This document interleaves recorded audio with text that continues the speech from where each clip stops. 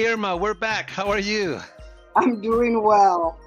We are live again. This is our second conversation with Irma and David. We'll have good information today. Just wanted to ask, how has your day been?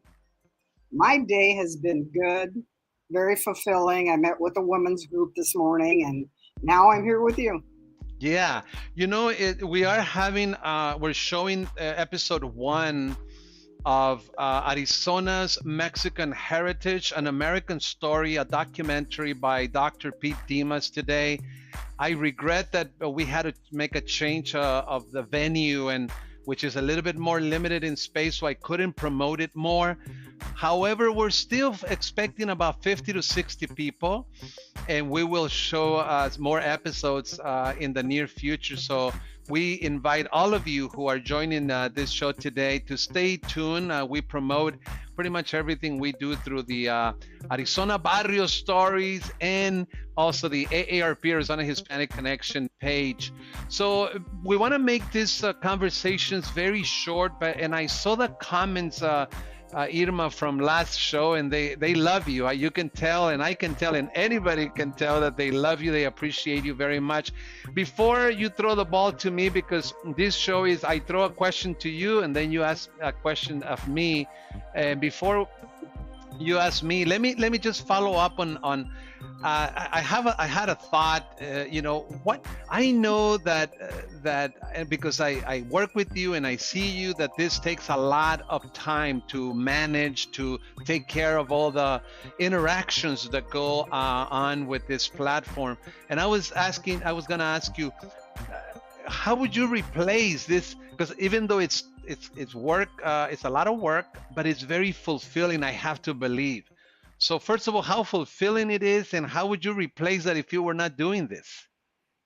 It's very fulfilling. It's a labor of love. There's not a day that goes by that I'm not doing something with Arizona Barrio stories. Either somebody's private messaging me, or I'm looking for stories or articles that, vintage stories that will bring memories to people, or, people are constantly saying, why don't you post this? Or did anybody do a story on this? And sometimes I'll just be out and about and I bump into people and they say, oh, I think I know who you are. Aren't you that gal from Arizona Barrio Stories? And then they'll start into a story.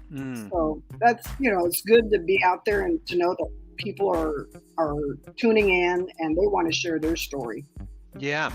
Well, I mean, I don't cease to be impressed with this concept that you're working on, and I tell everybody that there's nothing like it in the Valley, and actually the whole state. A platform that is motivating the community members to be engaged, to share the experiences. So when they were in high school, I saw some posts about the swimming pools, the dress codes that they used to have in school. This week, I think they was posted. What else? The dress codes, the swimming pools. What else? Anything that comes to mind? Vintage athletes that are now in their 60s and 70s. I posted a lot of basketball pictures of back in the day. And even though I came to this country when I was 12, there were still cruisings on Whittier Boulevard in East Los Angeles. And I had a friend, I had no car. I mean, we did not have a lot of money to buy those things, but I had a friend who had a car. It wasn't a low rider, but he had an amazing sound system, and I love music, so I would go with him when he invited me, and we used to cruise in Whittier Boulevard. I heard there's a cruising in Glendale. Did I get that right? Yes, on Grand Avenue they do it, and I believe off of 43rd and Bethany Home they do it also. And we back in the day, that was the thing, to go cruising. I didn't have a lowrider. I had 72, no, wait, I had a 68 Camaro Super Mm, Sport mm. 350, and that was my ride. And, I had Kragers and I had it lifted in the back, and definitely not a low rider, but that was my ride to go cruising. Yeah, I'm sure you know Jose Cortez. Yes. I once interviewed Jose Cortez, and I wanted to, because though I went into the cruisings, but I never the culture of lowriders. I don't think I get it fully. So I interviewed him and asked him. So, I mean, the people have these images about cholos and lowriders, and can you help me clarify that? So Well, I I think a uh, lot of people back in the day had the whole car club culture. I mean, they recognized it as a bad connotation, and it right, isn't. It was right, a good thing that right, kept people, embedded into their cars, and it was cultura. It was getting together. They weren't getting together to do bad things. They were right. getting together to show off their cars. But some people had that image that car clubs were a bad thing. It definitely was not a bad thing. Help me get a person or two that can help us understand this deeper. I think is worthwhile for a future conversation. If you don't mind, I'll put that in the back of your ear. Or yeah, so if we can do an update on that, someone who can kind of tell us, take us deeper into the culture that was behind this low rider, this music, even the type of music, the dressing, the suit kind of thing. So let's do something like that. But so let's leave it at that because we're supposed to do a short conversation. So, what is your question to me? My question to you is we, you and I have talked about this, but you were the I guess the person behind it, the the Hispanic coalition, the stakeholders group that you have going. Tell us, what is that about?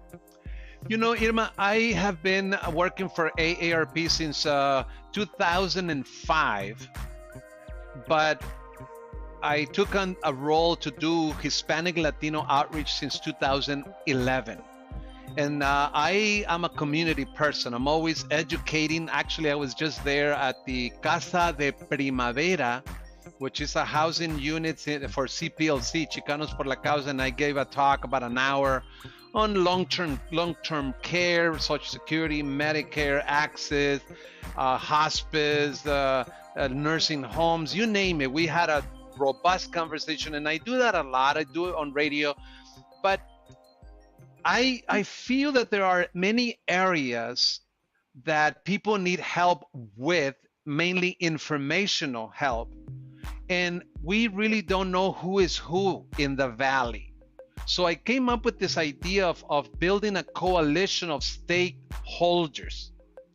And that's what we have been working on starting this year. So the idea is that those who have joined the coalition, we meet every month virtually.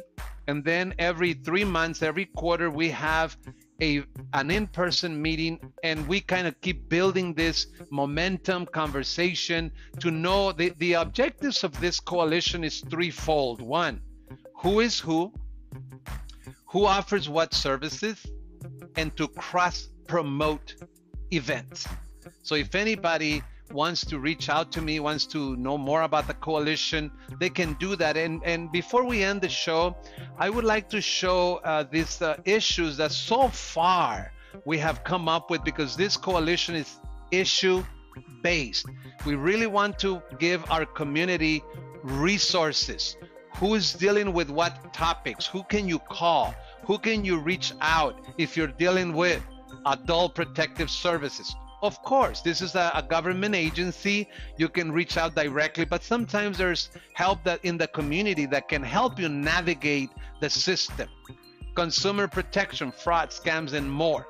Estate planning, wills, trust, power of attorney, finances, budget credit savings, health insurance, Medicare, access, marketplace, housing, affordability, and more. Legal services, retirement preparation, Social Security, pensions, 401ks, IRA, annuities, life insurance, small businesses. There's lots of them here, and then voter education and more.